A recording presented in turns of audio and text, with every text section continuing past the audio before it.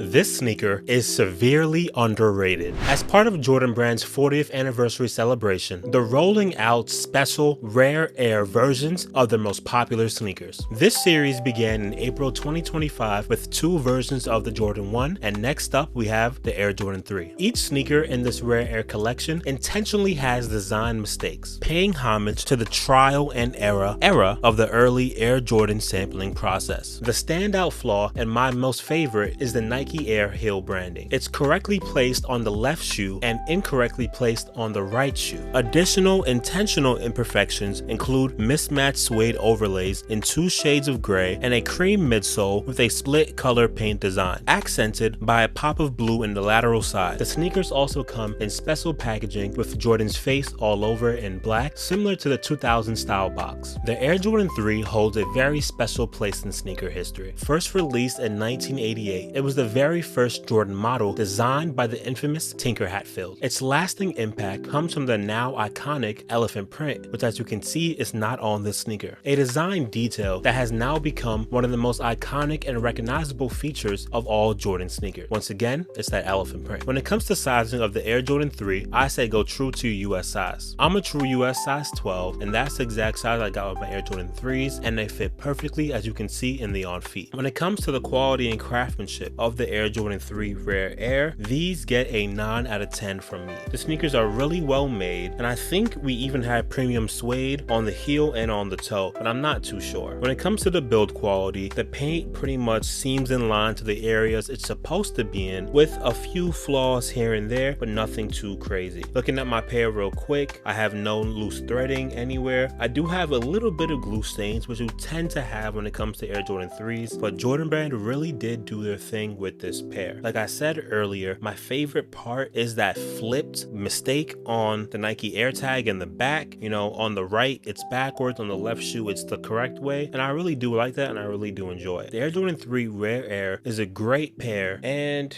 you know, it's still in stock today. So if you're wondering if you should buy these or not, I say go ahead and do it. You know, it's in stock pretty much everywhere, and because it's in stock and it's released a couple weeks ago to maybe a month ago or so, you can find these on sale. You know, these retail I think for $200, but you get them on sale for maybe like $190, probably around there, which is a great price for this shoe. If you can find it for even cheaper, go ahead and do so. But once again, you know, quality is there, craftsmanship is there. It looks really, really good in hand, and you know, we haven't had really like a royal blue 3 in a long time, so this might fit perfectly in your collection. Before you get out of here, my name is CClaxton. This is my platform, Something Like Media, a hub for all things sneakers, concerts, photography, pop culture, and things of that nature. If you enjoyed this video and like what you see here, please like, share, comment, and subscribe. It goes a long way for me, and it's a small step for you. Thank you for watching. The On Feet's up next, and I'll see you in the next one. Peace.